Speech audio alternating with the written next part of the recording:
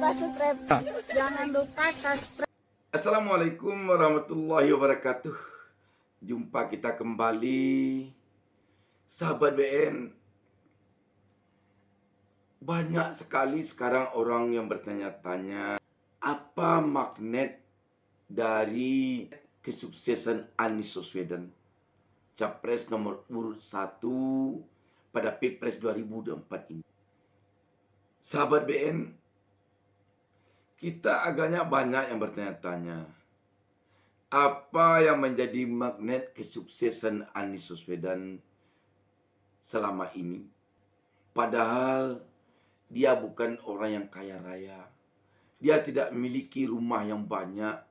Dia tidak memiliki tanah yang luas. Dia tidak memiliki mobil mewah yang berderet-deret. Dia tidak memiliki rekening di bank yang beratus-ratus miliar. Tidak sama sekali. Tetapi kita melihat ada ketenangan dalam hidupnya. Sahabat BN, sesungguhnya ternyata yang menjadi magnet kesuksesan kehidupan Anies Baswedan adalah kerukunan rumah tangganya. Di dalam rumah tangga Anies Baswedan tercipta saling berkasih sayang. Dia sangat mencintai istrinya, dan istrinya sangat mencintai dia. Dia sangat menyantuni orang tuanya. Orang tuanya sangat menyayanginya. Anak-anaknya sangat menghormatinya. Dan dia sangat menyayangi anak-anaknya.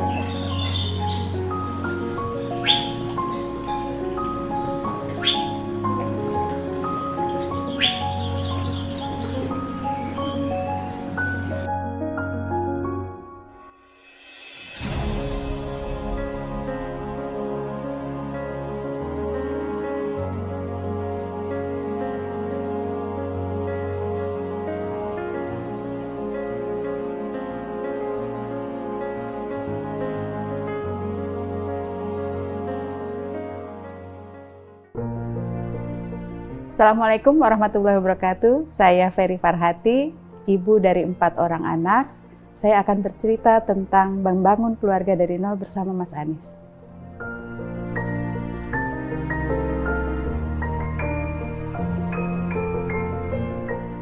Saya kenal Mas Anies ketika di masa kuliah, dan Mas Anies lulus tahun 95 di bulan Desember.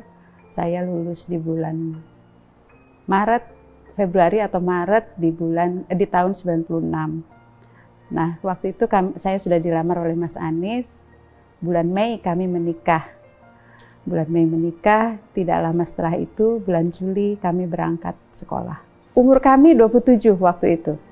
Dan kami menikah bulan Mei tanggal 11.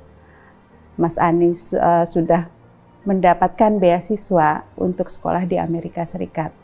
Dan waktu itu saya ingat waktu Mas Anies melamar, Mas Anies membeberkan selembar kertas yang isinya adalah sebuah garis dengan titik-titik di garis itu yang menunjukkan rencana 5 tahunan. Jadi 5 tahun kita akan sekolah, 5 tahun kemudian kita akan berkarir. Tapi rupanya ceritanya tidak sesuai dengan rencana. Allah punya rencana yang lebih baik, kita merencanakan, ternyata saya waktu itu hamil anak pertama dan mengalami kehamilan yang berat karena muntah-muntah, tidak bisa diisi makanan, seringkali dehidrasi, dan memaksa kami harus ke rumah sakit. Padahal sebagai mahasiswa di negeri orang, tentunya kami hidup prihatin, tidak punya kendaraan, selalu pakai kendaraan umum. Jadi saat saya lemas, tidak punya tenaga, saya harus naik bis bersama Mas Anies ditemani, dan rumah sakitnya jauh. Karena hanya rumah sakit tertentu yang bisa menerima kami. Jadi akhirnya diputuskan bahwa saya pisah dulu dari Mas Anies, supaya Mas Anies bisa fokus kuliah. Saya meneruskan kehamilannya di Indonesia ditemani orang tua, dan juga melahirkan di sana. Jadi momen yang paling berat waktu itu adalah ketika harus berpisah dari Mas Anies. Padahal waktu itu boleh dibilang kami pengantin baru ya, belum setahun kan kami bersama, dan waktu itu memang sudah punya mimpi ingin bersekolah bersama-sama, terpaksa harus berpisah. Dan waktu itu saya hamil 7 bulan untuk kembali ke Indonesia. Inilah tampaknya modal yang membuat Anies sukses di bidang pendidikan.